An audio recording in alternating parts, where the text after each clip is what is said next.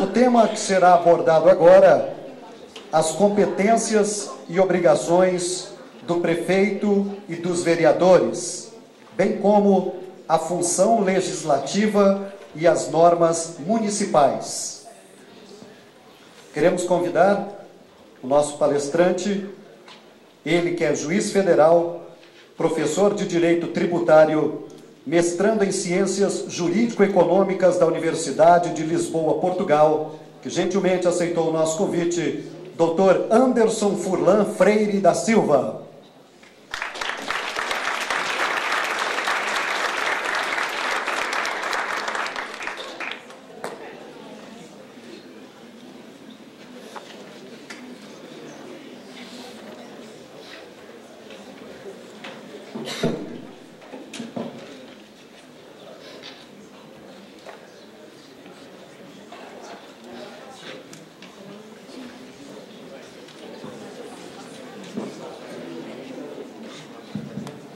Bem, boa noite a todos.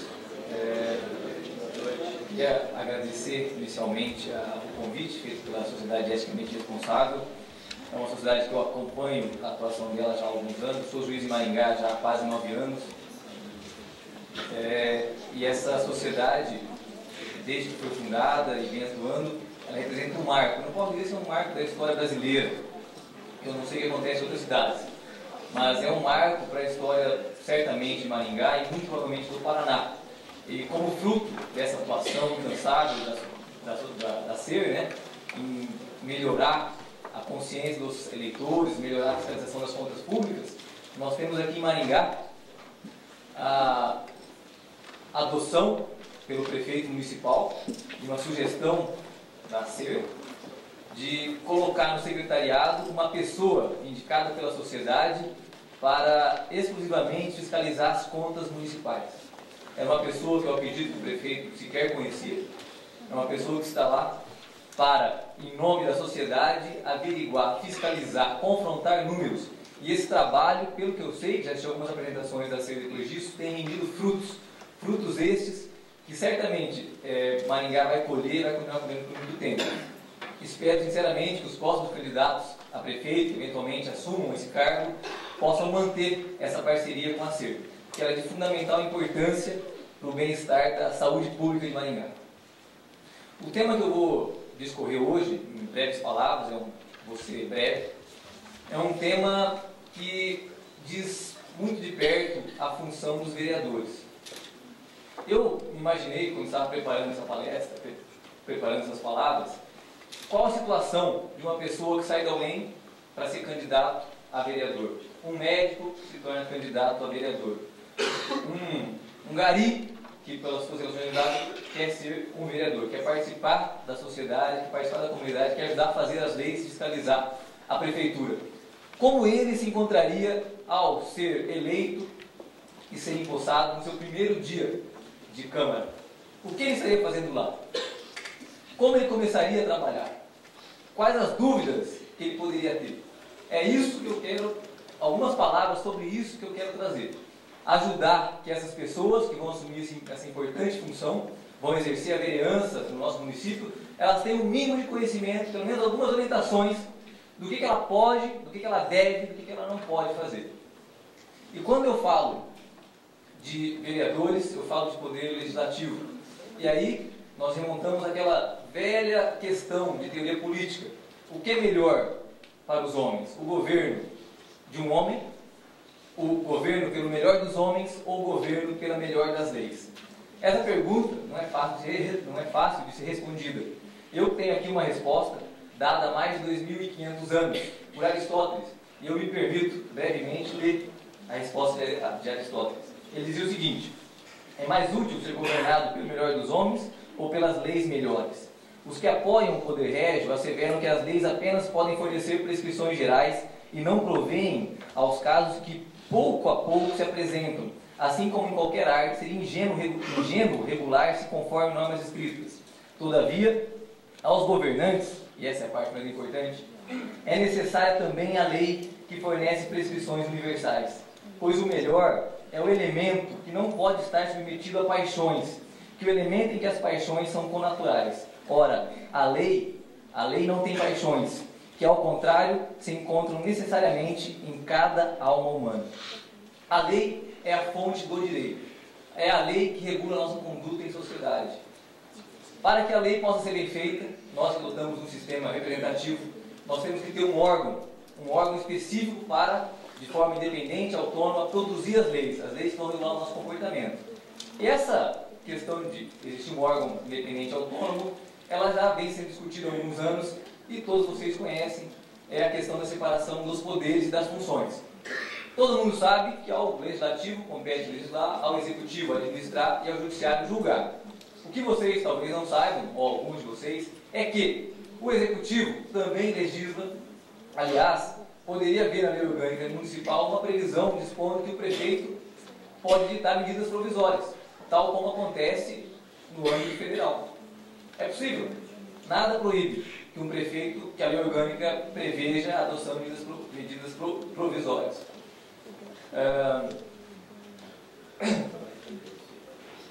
O legislativo, então, o executivo, além de administrar, pode editar leis. O legislativo, além de legislar, pode administrar. Os vereadores que vão assumir a próxima legislatura, eles também poderão administrar. Como? Os serviços internos da sua casa.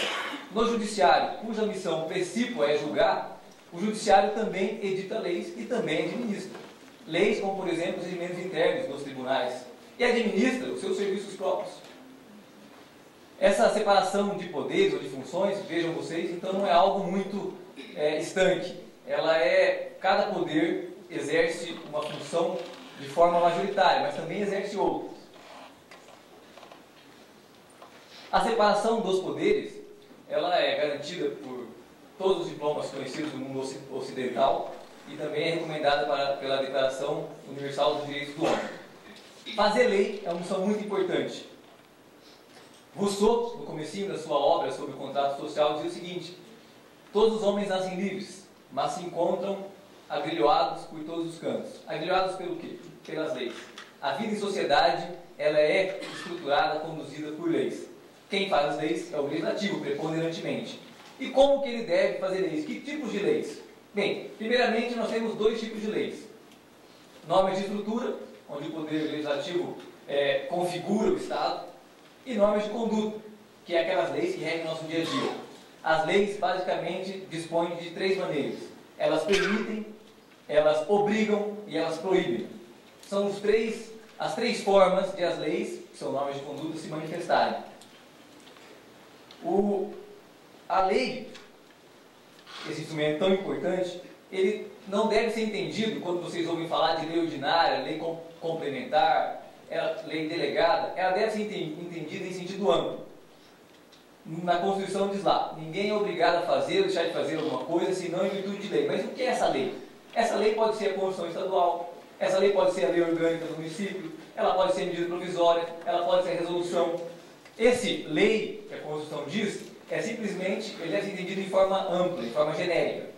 A lei, esses termos, eles são os invólucros. Dentro de cada invólucro desse, nós temos as prescrições. Essas prescrições é que vão regular a nossa conduta em sociedade. Essas prescrições que serão feitas por vocês, candidatos a vereador, caso assumam cadeiras na próxima legislatura.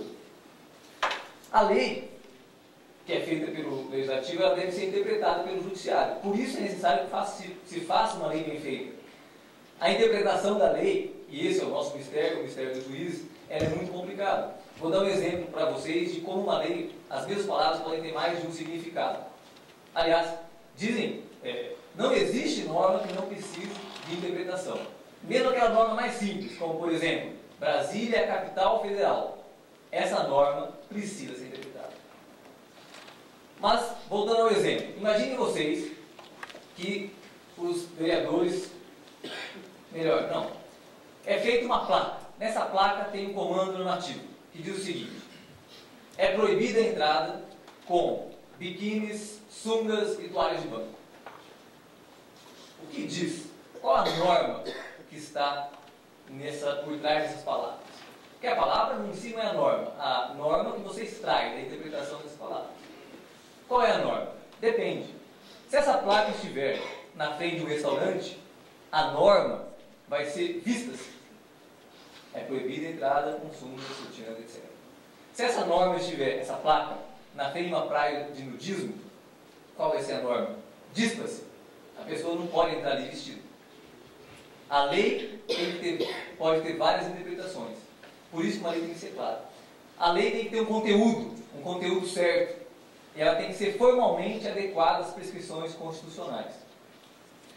Falando do âmbito municipal, vamos falar primeiramente do conteúdo da lei. Que tipos de lei, ou melhor, que tipos de matéria poderão os vereadores tratar em suas leis? A Constituição, ela diz o seguinte, que compete aos municípios legislar sobre interesse local e também suplementar a legislação federal e estadual no que couber. Pois bem, o que vem a ser essa expressão interesse local? Ela não é uma caixa onde tudo cabe. Ela tem um mínimo de significado. E ela, de acordo com a doutrina, de acordo com os precedentes, ela significa que os interesses locais são aqueles que afetam mais imediatamente a realidade dos municípios. Os legisladores, então, municipais, podem fazer leis dispondo sobre interesses locais. A Constituição, ela não esgota as hipóteses de normas que podem ter interesses locais. Ela diz algumas, lá no artigo 30, como, por exemplo, promover no que couber o adequado ordenamento territorial mediante planejamento e controle do uso e do parcelamento da ocupação do solo urbano. Então, uma lei municipal sobre esse assunto, presumidamente pela Constituição, tem interesse local. Mas não é só. No artigo 23, onde a Constituição estabelece competência administrativa comum, ou seja, aquilo que a União, os Estados e os municípios podem fazer conjuntamente, nesse artigo, ela manda que os municípios realizem algumas ações. E relativamente a essas ações, podem os municípios legislar, seja no interesse local, seja também para suplementar a legislação federal e estadual no que couber. O Supremo já julgou algumas hipóteses sobre o que pode e o que não pode. Disse o Supremo, por exemplo, que o município, por intermédio de suas leis, pode disciplinar a respeito da exploração comercial, expedindo alvarás de licenças para regular o funcionamento dos estabelecimentos. Pode também regular o horário de funcionamento do comércio local. Pode regular até que horas uma farmácia pode ficar aberta, regular os plantões, regular o funcionamento dos bares. Tudo isso está na competência municipal. O legislador municipal pode fazer isso. Mas eles não podem, por exemplo, ainda estabelecer horário para os bancos funcionarem. Não podem. O Supremo já disse isso. Só que, também diz o Supremo, havendo interesse local, a lei municipal, ela pode estabelecer obrigações para os bancos, como instalar bancos melhores para atender a população, instalar bebedouros, regular tempo de fila. Eu já julguei esse caso aqui em Maringá, havia uma lei da fila, não sei se está em vigor ou não, não acompanho mais, mas caiu uma ação ordinária na Justiça Federal, proposta pela Caixa, que não queria ser multada. E na época eu julguei, dizendo que estava dentro do âmbito da competência municipal, sim, legislar, impor obrigações no que respeita à lei do tempo mínimo na fila. E essa decisão que eu dei foi confirmada por todas as instâncias até o Supremo. O Supremo também disse que os municípios, isso não acontece tanto hoje, mas antes da Constituição de 88 acontecia muito. Municípios que autorizavam por suas leis municipais menores de 18 anos a dirigir. Ou estabeleciam que pessoas para dirigir motocicletas não precisariam ter carteira de habilitação. Era muito comum isso. Hoje, já nem tanto, o Supremo já classificou essa matéria. Uma hipótese que eu pensei comigo, até certa vez conversando com o prefeito Silvio Barros, ele me disse que um dos cânceres, um câncer na administração, é que muitos servidores apresentam atestados médicos. E o prefeito é obrigado a aceitar aquilo e conceder o afastamento por 3, 4, 15 dias dos atestados médicos, sem controle nenhum. Nós sabemos, até me perdoem, acho que há um candidato a vereador aqui que é médico, doutor, me desculpe, mas nós sabemos que essas prescrições, esses afastamentos, às vezes são concedidos pelo mero requerimento do interessado. Né? Ah, todo mundo de cabeça, gripe. Já aconteceu isso na Justiça Federal. Estou com gripe, 5 dias de afastamento.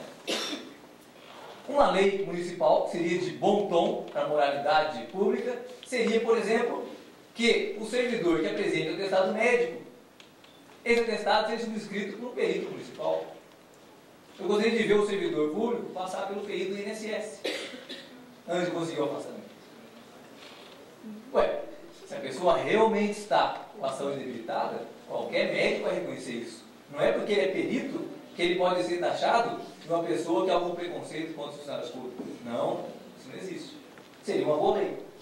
Uma outra lei interessante, poderia ser feita em Maringá, alguma lei no sentido de proibir animais em zoológicos, proibir animais em circos.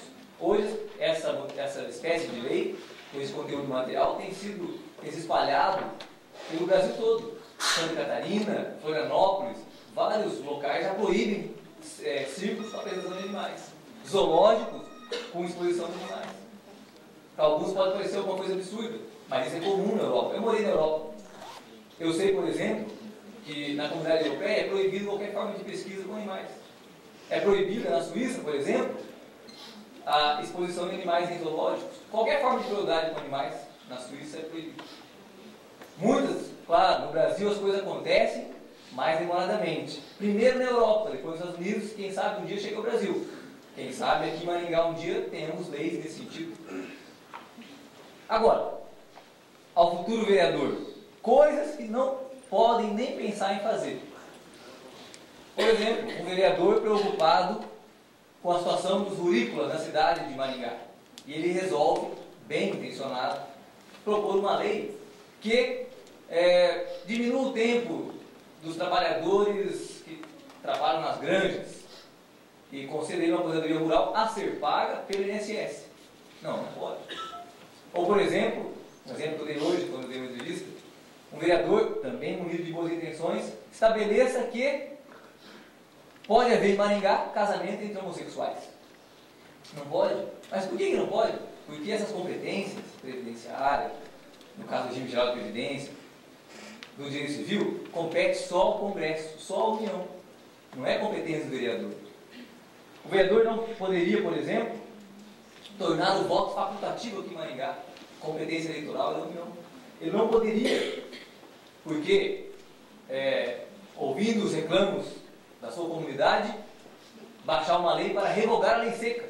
Porque ele acha que ninguém pode produzir prova contra si mesmo, a história de beber e dirigir não tem nada a ver. Não pode. Isso é competência da União. Da mesma maneira que ele, naquelas competências administrativas que eu acabei de falar, tem uma que diz o seguinte, que compete aos municípios também desenvolver políticas de trânsito. Daí ele tem uma excelente ideia. Como em Maringá eu tenho observado que nem todos param nas faixas, vou fazer uma lei tornando crime quando um carro ultrapassa pela faixa e um pedestre está atravessando. Não pode, porque o direito penal é de competência da União. Isso o vereador não pode fazer. Não poderia também, um exemplo meio absurdo, achar que a cadeia municipal tem presos de alta periculosidade e que para ele não deve ser concedido o habeas corpus. Então ele faz uma lei proibindo o habeas corpus para os prefeitos da cadeia municipal de Maringá. Também é proibido. Estou dizendo isso como forma de chamar a atenção para os futuros candidatos a lerem a Constituição. Leiam a Constituição, leiam o que é reservado pela Constituição à União, o que é reservado aos estados, o que é reservado aos municípios, para que dentro desse contexto possam saber que matérias vão poder propor, vão poder veicular por intermédio das leis municipais. Agora, não basta ter um conteúdo conforme a Constituição. A matéria pode ser de acordo com a Constituição. Pode ser uma matéria que seja de interesse local do município, como essa que eu acabei de falar, das receitas médicas. Aliás, um parênteses. Até eu vou falar um pouquinho rápido do processo legislativo, depois eu quero comentar algumas leis que eu consegui extrair do site da Câmara Municipal. Eu tive o trabalho de olhar lei por lei, todas as leis que foram aprovadas pela Câmara Municipal de Maringá no ano de 2007. Foram 500 e poucas leis, metade dessas, eu confesso, achei que pudesse o número ser maior. Mas metade apenas eram leis que falavam sobre convênios e outorgavam homenagens. Mudança de nome de ruas, etc. Não, eu digo que eu pensava que poderia ser um número maior, porque eu vi uma estatística da Câmara Municipal de São Paulo do ano de 2003, 2002, que de um total de 140 leis, 140, olha, Maringá aprovou mais de 500 leis nesse período. Mas de um total de 140 leis na Câmara Municipal de São Paulo, acho que 112 ou 115, números assim, eram leis só para conceder homenagem, só para mudar o nome de rua. Só. Maringá, num total, em um ano, mais de 500 leis, e só a metade dizer sobre nomes de ruas ou aprovar convênios do Executivo, é um trabalho, é um indício de que a Câmara trabalhou muito. Vocês viram, eu estou sincero. São 250 leis de conteúdo. Claro, algumas ali, por exemplo, conceder licença ao prefeito, por lei, mas aprovar incentivos fiscais, não tão relevantes assim, não com muita repercussão, mas há muitas leis importantes, muitas leis foram aprovadas, eu vou ler para vocês depois algumas leis, só que, infelizmente, apesar da boa intenção, muitas vezes com muita boa intenção, essas leis não têm densidade normativa suficiente, são leis que foram sancionadas pelo prefeito e vão cair no ostracismo, vão ser relegadas ao limbo jurídico, elas não serão aplicáveis. Por quê? É aquele problema que sempre se diz isso no Brasil, onde as leis pegam e não pegam. Muitas vezes não pegam, porque elas são, agora sem crítica nenhuma aos vereadores, porque elas não são muito bem formuladas. E analisando as leis municipais, cheguei a uma outra conclusão, e também não é demérito nenhum aos vereadores. As leis cuja iniciativa foi do Executivo, agora eu dou minha opinião como intérprete da lei, eu fui procurar erros nessas também. Eu encontrei muito menos erros nas leis vindas do Executivo do que nas leis que partiram da própria Câmara. O que tem de absurdo nesse dado? Nada. Pelo seguinte, o Executivo, o servidor do Executivo já tem ali a memória institucional. Tem pessoas que estão ali há 10, 20, 30 anos só trabalhando com isso. Eles sabem o que estão escrevendo, o corpo técnico é preparado. Não que o da Câmara não seja. É também, mas talvez não tão preparado quanto o corpo técnico da Prefeitura. Outra coisa, quem são os nossos candidatos a vereadores? Quem são os vereadores? São simplesmente a fotografia social. Como eu falei, há pessoas que não têm escolaridade, e é ótimo que estejam lá, porque é uma visão diferente de mundo que elas vão tentar colocar na discussão e aprovação de alguns projetos. É fundamental. Eu não conseguiria viver, por exemplo, num congresso onde só existissem, não estou fazendo crítica nenhuma a essa profissão, por exemplo, um congresso de médicos. Será que todas as leis vindas do corpo só de médicos seriam boas? Um congresso de operários? Que país seria esse se o congresso fosse só de operários? Que país seria esse se o congresso fosse só de trabalhadores rurais? Melhor, pior, não sei. Só que eu tenho certeza que a pluralidade é importante. E essa pluralidade, às vezes, acarreta isso. Nem todos têm preparo adequado. A intenção, muitas vezes, é boa. Só que o preparo, às vezes, não é adequado. Por isso, o erro não está em não saber, em ignorar alguma coisa, porque as pessoas têm informação diferente. O erro, o pecado, aquilo que é grave, é censurável, é a vontade, ou melhor, a falta de vontade de aprender, de não procurar melhorar. Espera aí, se a pessoa está lá recebendo dinheiro público para fazer lei, o mínimo que a gente espera dela, eu como cidadão espero isso, eu como contribuinte, é que ela, além de ser um exemplo para a sociedade, que ela também se prepare para poder fazer leis melhores. Voltando ao processo.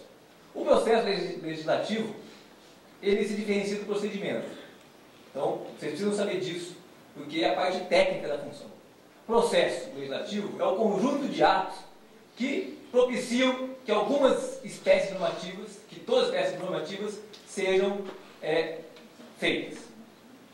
Ao processo legislativo, esse processo ele ordena a competição de emenda constitucional, de lei complementar, de lei ordinária, lei delegada, medida provisória, decretos e resoluções no âmbito municipal de Maringá, emenda da lei orgânica, lei complementar, lei ordinária, etc.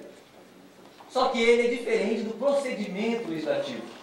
Qual é a diferença? Que o procedimento legislativo são aqueles atos que coordenam a tramitação em cada casa legislativa dos projetos de lei. Vamos falar então primeiramente do processo. O processo se compõe de 5 fases. Uma série coordenada de atos. A primeira fase é a iniciativa legislativa. O que é isso? É a faculdade que se atribui a alguém de propor um projeto. Essa iniciativa, ela pode ser parlamentar e pode ser também extra-parlamentar. O prefeito pode propor um projeto. A população pode propor um projeto de lei. No caso de Maringá, está na lei orgânica, que é a Constituição do município, que 5% do eleitorado, com uma assinatura, 5% do eleitorado pode propor um projeto de lei. Qualquer vereador, o prefeito e as comissões permanentes da Câmara. Para alterar a lei orgânica do município, a iniciativa é diferente. 1/3 no mínimo dos vereadores, o prefeito e 5% dos eleitores. Uma discussão que existia antes, e é interessante, dizia respeito a saber o seguinte: se há um problema de vício de iniciativa, suponham vocês que depois foi descoberto que não 5%, mas apenas 4% dos eleitores que assinaram aquele projeto de lei. Não obstante, a Câmara aprovou e o prefeito sancionou. Seria a lei válida? Não. Antigamente era, o Supremo tinha uma súmula, mas mudou a orientação. Há um vício de iniciativa. Da mesma forma, se a competência para a iniciativa, a atribuição é do prefeito e um vereador atropela, a lei, mesmo que votada e sancionada, ela não pode existir. Ela é inconstitucional. Uma segunda fase, emendas. Então vejam vocês, o vereador propôs um projeto de lei sobre matéria tributária. E aí vem as emendas. As emendas, que podem ser propostas por qualquer vereador, elas podem ser de várias espécies. Supressivas, suprimir uma parte daquele projeto. Podem ser aditivas, adicionar uma parte do projeto. Modificativas, aglutinativas, simplesmente para adequar a redação, em português melhor. Como eu falei, as palavras são essenciais no mundo jurídico. Eu vou voltar a esse assunto depois. Mas a faculdade de apresentar emendas tem limites. Não é assim, qualquer um pode apresentar qualquer tipo de emenda. Qualquer vereador pode fazer o que quiser. Não é bem assim. Se o prefeito propõe uma lei, não pode o vereador ir lá fazer uma emenda para aumentar a despesa. A emenda do vereador só pode aumentar a despesa nos projetos de lei orçamentária e também na lei de diretrizes orçamentárias. Mas nesse caso ainda, eles têm que mostrar de onde vai sair o dinheiro. Ou seja, deve anular alguma receita, alguma despesa, ou aumentar a receita para poder fazer aquela nova despesa. No caso de Maringá, o artigo 29, parágrafo 2º da lei orgânica diz justamente isso que eu estou falando. Uma terceira etapa do processo legislativo é a votação. Essa é a fase mais importante, ou pelo menos, na minha opinião, é a fase mais importante da vida do vereador. Ele vai lá para expressar a vontade dos seus eleitores na aprovação ou rejeição daquele projeto. Como é feito isso? Será que é como na Bolsa de Valores? Todo mundo junto, gritando, ninguém entende? Não, não é bem assim. Existem regras para votação também. Existem quóruns. E o mais importante é falar dos quóruns.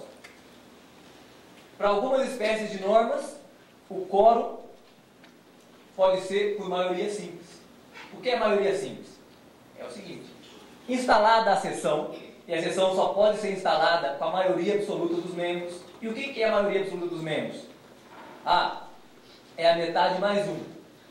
Tecnicamente não, porque daí pode dar um número fracionado.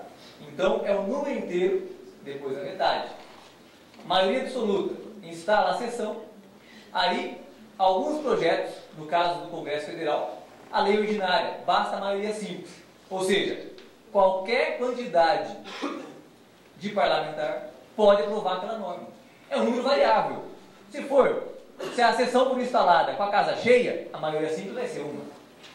Se a sessão for instalada com uma maioria absoluta, metade mais um, a maioria vai ser diferente. Mas basta a maioria simples para aprovar a lei ordinária. Existe também a maioria absoluta para aprovação de algumas leis.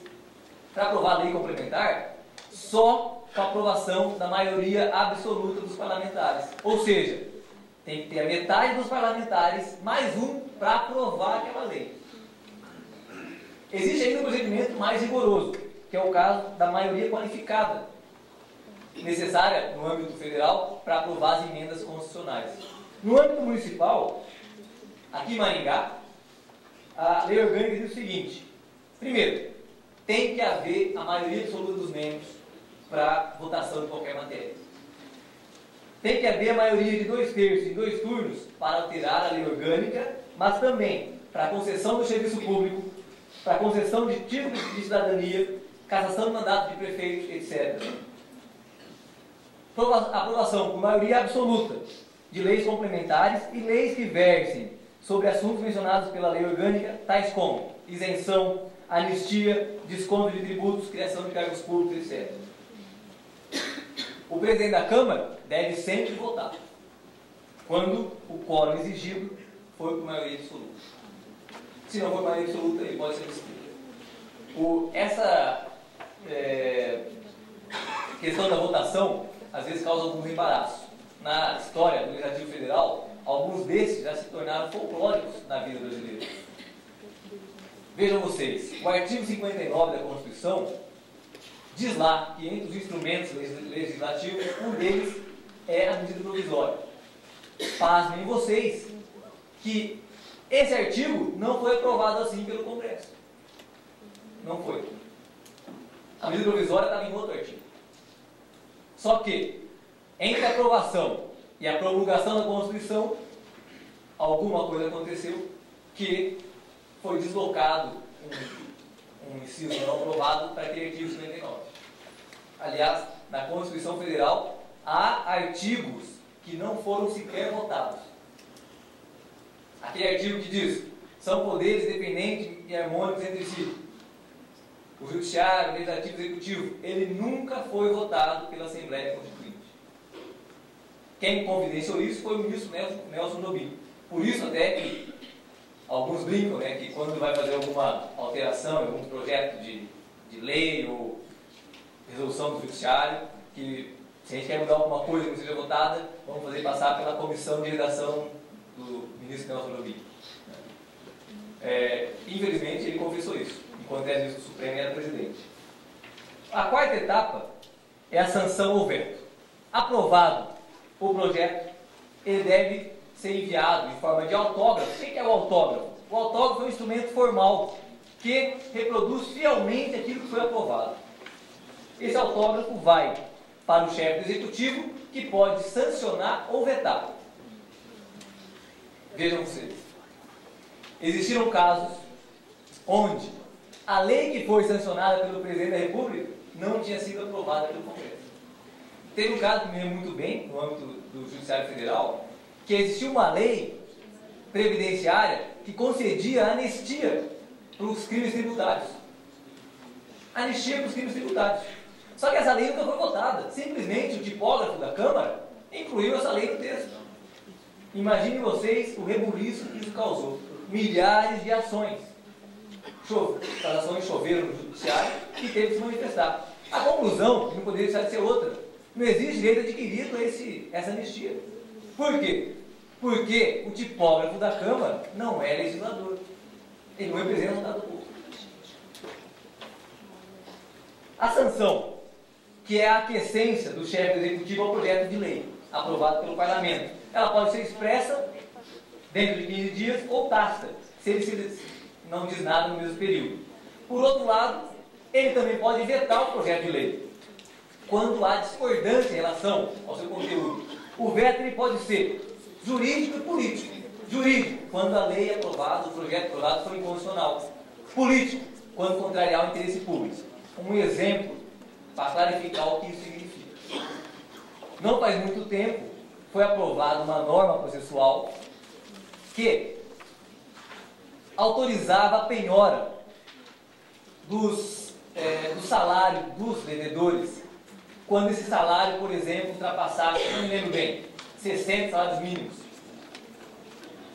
Eu, quando vi a aprovação, fiquei muito contente. É uma lei razoável, é uma lei boa para o país. Ela também autorizava a penhora de imóveis de grande valor. Imaginem vocês aquele imóvel, daquele banqueiro de São Paulo. Quanto valia aquele imóvel? Sei lá, 5, 6, 7 milhões de reais. Não podia penhorar, por quê? Porque era bem de família. E aí essa lei dizia, não, se o imóvel ultrapassa, não lembro quanto, 300 mil reais, o excedente pode ser penhorado. Pode ser vendido bem de família, entregue para o executado a diferença. Pois então, o que é que aconteceu? Nosso presidente, um presidente de esquerda, um presidente preocupado com o bem-estar da população, dos menos aquinhoados, vetou a lei.